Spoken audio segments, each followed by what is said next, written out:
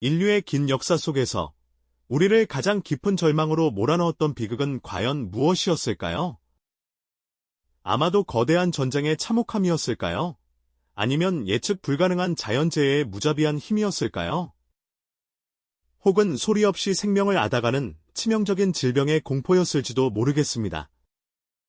하지만 이런 외형적인 고통들보다 어쩌면 우리의 존재 자체를 뒤흔들고 삶의 근간을 송두리째 무너뜨리는 가장 끔찍한 상처는 바로 배신이 아닐까 하는 생각이 듭니다.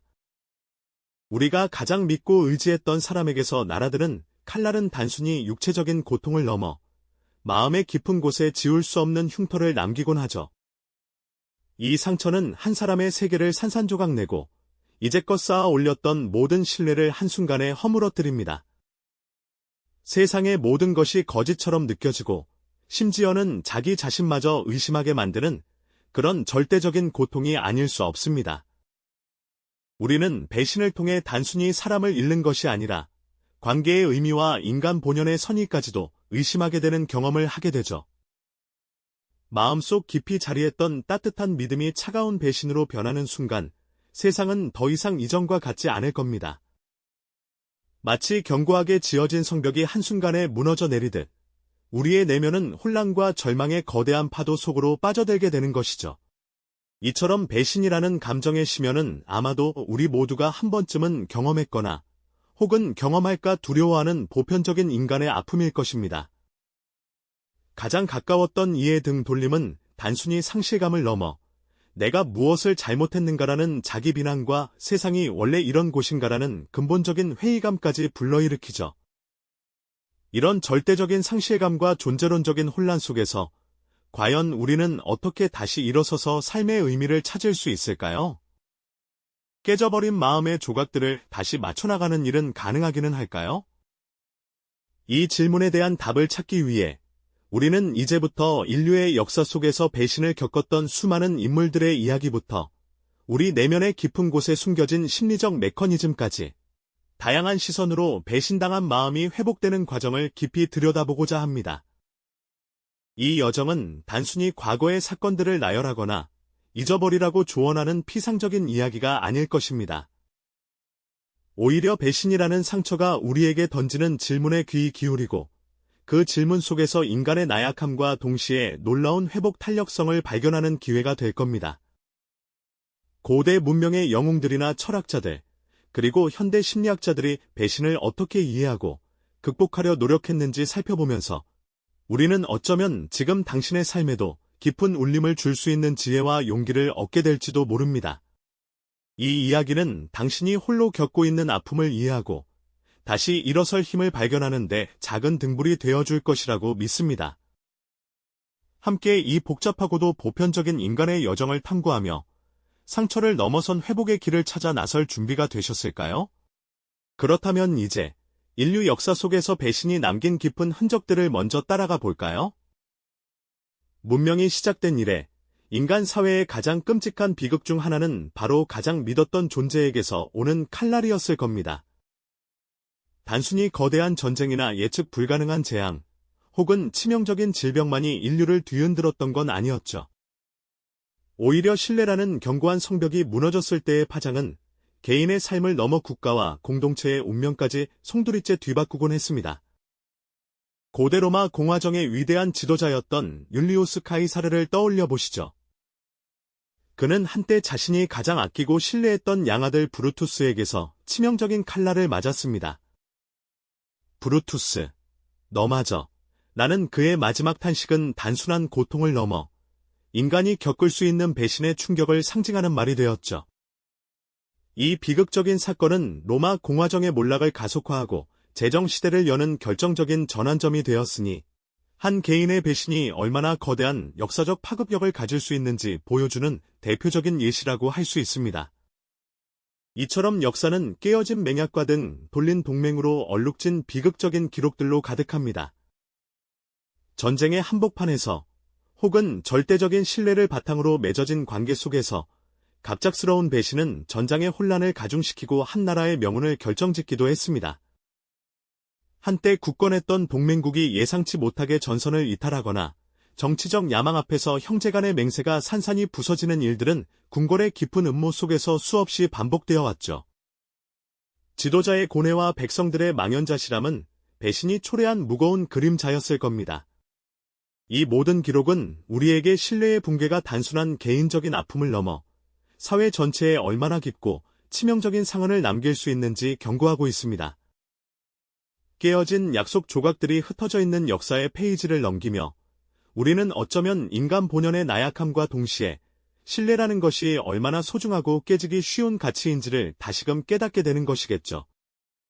이처럼 배신의 메아리는 시간을 넘어 현재를 살아가는 우리에게도 여전히 깊은 울림을 주고 있습니다. 그렇다면 이처럼 거대한 역사의 물줄기마저 바꾸는 배신이라는 감정은 우리 개개인의 내면에는 어떤 상흔을 남길까요? 이제 우리는 배신이 인간의 심리에 미치는 영향, 즉 무너진 내면의 성벽을 탐구해 볼 시간입니다. 가장 믿었던 사람에게 배신당했을 때 우리 마음속에 쌓아 올렸던 신뢰라는 기본적인 토대는 마치 지진이 난 것처럼 순식간에 와르르 무너져 버립니다.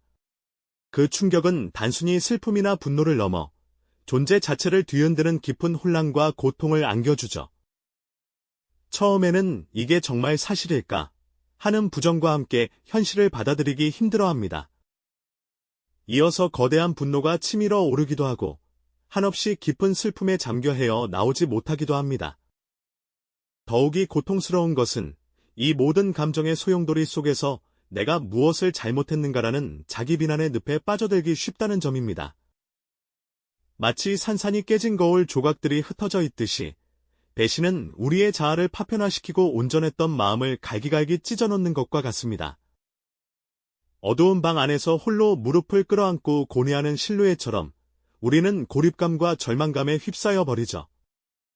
행복했던 과거의 순간들이 빠르게 스쳐 지나가는 회상은 현재의 고통을 더욱 극대화하며 과연 내가 앞으로 누구를 다시 믿을 수 있을까 하는 근본적인 회의감까지 불러일으킵니다.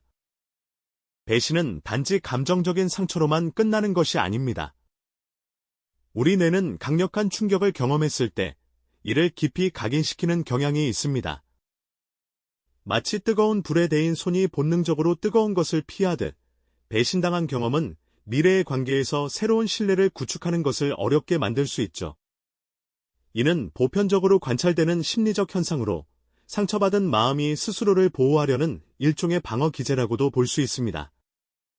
이러한 내면의 무너진 성벽을 다시 세우는 일은 결코 쉽지 않겠지만 바로 이곳에서 우리는 인간의 놀라운 회복 탄력성을 발견하게 될 것입니다. 배신으로 인한 상실감과 고통 속에서도 결국 인간은 다시 일어서서 삶의 의미를 찾으려는 본질적인 의지를 가지고 있으니까요. 네, 그렇습니다. 배신이라는 깊은 상처 앞에서 무너졌던 마음이 다시 일어서는 여정은 결코 순탄치만은 않을 겁니다. 마치 폭풍우가 지나간 폐허에서 새로운 건물을 짓듯 우리는 깨어진 신뢰 위에서 자신만의 회복 과정을 밟아가야만 하죠. 이 과정에서 가장 먼저 마주하는 난제 중 하나는 바로 용서의 문제입니다. 상대를 용서해야 할까요? 아니면 용서하지 않는 것이 나를 위한 길일까요? 이 딜레마는 우리를 깊은 고민에 빠뜨리곤 합니다. 어떤 이는 용서만이 진정한 자유를 가져다 준다고 말하고 또 다른 이는 용서가 오히려 상처를 더욱 깊게 만들 수 있다고 주장하죠. 하지만 분명한 것은 용서가 타인을 위한 행위이기 이전에 바로 자기 자신을 위한 치유의 과정이 될 수 있다는 점입니다. 혹은 용서하지 않는 선택 또한 온전히 자신의 감정을 존중하며 나아가는 방식이 될 수 있다는 것을 기억해야 합니다. 중요한 것은 상처를 외면하지 않고 똑바로 직시하는 용기입니다. 깨진 도자기를 조심스럽게 다시 이어 붙이듯 우리는 파편화된 자아를 인내심을 가지고 재구성해야 합니다. 이 과정은 마치 오랫동안 잊고 있던 그림을 다시 꺼내어 색을 입히는 일과도 같죠. 과거의 아픔을 단순히 덮어두려 하기보다는 그 상처가 남긴 흔적을 인정하고 그 경험을 통해 내가 무엇을 배웠는지를 성찰하는 자기 치유의 시간을 가져야 합니다. 혼자만의 고독한 길을 걷는 것처럼 느껴질지라도 점차 우리의 표정은 밝아지고 발걸음은 더욱 굳건해질 것입니다. 어둠 속에서 한 줄기 빛을 향해 천천히 손을 뻗는 모습처럼 우리는 내면의 강인함을 믿고 앞으로 나아가야 합니다. 그리고 이러한 고통스러운 경험 속에서도 인간은 본질적으로 새로운 관계와 신뢰를 구축하려는 강한 욕구를 가지고 있습니다. 이는 마치 겨울의 혹독한 추위를 견뎌낸 대지 위로 새싹이 돋아나고 비 온 뒤 맑게 갠 하늘이 더욱 푸르게 빛나는 자연의 회복력과도 닮아있죠. 다양한 문화권과 철학적 관점에서도 배신에 대처하고 공동체의 회복을 이끈 지혜를 찾아볼 수 있습니다. 고대 그리스의 스토아 철학자들은 통제할 수 없는 외부 사건에 대한 집착을 버리고 내면의 평정을 찾는 것을 강조했습니다. 동양의 유교 사상에서는 신의를 중요하게 여기면서도 불신에 대한 경계와 함께 인간관계의 재건을 위한 노력을 권장했죠. 이처럼 인류는 오랜 시간 동안 배신의 그림자 속에서도 희망을 잃지 않고 다시 일어설 방법을 모색해왔습니다. 상처를 인식하고 받아들이는 것을 넘어 이제는 앞으로 나아갈 복잡한 과정을 스스로 헤쳐나갈 때입니다. 결국 배신은 우리 삶에서 피할 수 없는 그림자처럼 존재하며 때로는 가장 깊은 내면의 상처를 남기곤 합니다. 하지만 인류의 역사를 관통하는 수많은 이야기들을 살펴보거나 우리 자신의 내면을 깊숙이 들여다보면 인간에게는 그 어떤 상처도 딛고 다시 일어설 수 있는 놀라운 회복 탄력성과 삶의 지혜가 내재되어 있음을 깨닫게 됩니다. 마치 거친 파도가 몰아쳐도 굳건히 제자리를 지키는 바위처럼 우리는 시련 속에서도 우리의 본질적인 힘을 발견할 수 있는 것이죠.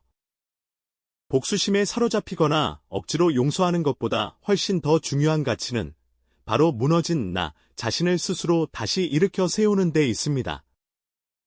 깨어진 신뢰의 잔해를 넘어 새로운 삶의 의미를 찾아 용기 있는 첫걸음을 내딛는 것, 그것이야말로 진정한 회복의 시작이라고 할 수 있을 겁니다. 이러한 깨달음은 우리에게 절망의 나락에서 벗어나 상처를 직시하고 자신의 회복력을 굳건히 믿으며 다시 빛을 향해 나아갈 수 있다는 강렬한 희망과 용기를 안겨줄 것입니다. 배신이라는 경험이 비록 쓰라린 기억으로 남을지라도 그것이 우리의 끝이 아니라 인간이라는 존재가 얼마나 강인한지를 증명하는 또 다른 시작점이 될 수 있음을 우리는 감동적으로 깨닫게 될 것입니다. 우리는 오늘 배신이라는 인간의 보편적인 상처를 역사적 관점에서 그리고 심리적인 측면에서 더 나아가 철학적인 깊이로 탐구하는 시간을 가졌습니다. 역사 속에서 수없이 반복되어 왔고 우리 내면 깊숙이 각인되는 이 경험은 단순히 과거의 사건이 아니라 지금 이 순간에도 우리 사회와 개개인의 삶에 지대한 영향을 미치고 있습니다. 배신당한 마음을 다시 일으켜 세우는 과정은 분명 쉽지 않은 지난한 여정이겠지만 이 과정을 통해 우리는 인간의 나약한 모습과 동시에 경이로울 정도로 놀라운 강인함을 동시에 발견할 수 있죠. 결국 배신이라는 아픈 경험은 역설적이게도 우리에게 관계의 소중함과 더불어 자기 자신을 신뢰하는 것이 얼마나 중요한지를 가르쳐줍니다. 깊은 상처는 시간이 흐르면서 아물고 어쩌면 희미한 흉터로 남을지도 모릅니다. 하지만 그 흉터는 우리가 얼마나 강인하게 그 시련을 버텨냈는지를 증명하는 마치 삶의 고난을 이겨낸 용사에게 주어지는 훈장과도 같을 것입니다. 당신의 삶 속 나의 이야기 역시 이처럼 상처를 넘어선 위대한 회복의 이야기로 기록될 수 있기를 진심으로 바랍니다. 인간의 마음속 깊은 감정의 파고를 탐색하는 다음 이야기에서는 또 다른 보편적인 경험인 두려움에 대한 흥미로운 지식 스토리텔링으로 다시 찾아뵙겠습니다. 이 영상이 도움이 되셨다면 좋아요와 구독 부탁드립니다. 여러분의 응원이 제게 큰 힘이 됩니다. 다음 영상에서도 더 유용한 정보를 공유하겠습니다. 감사합니다.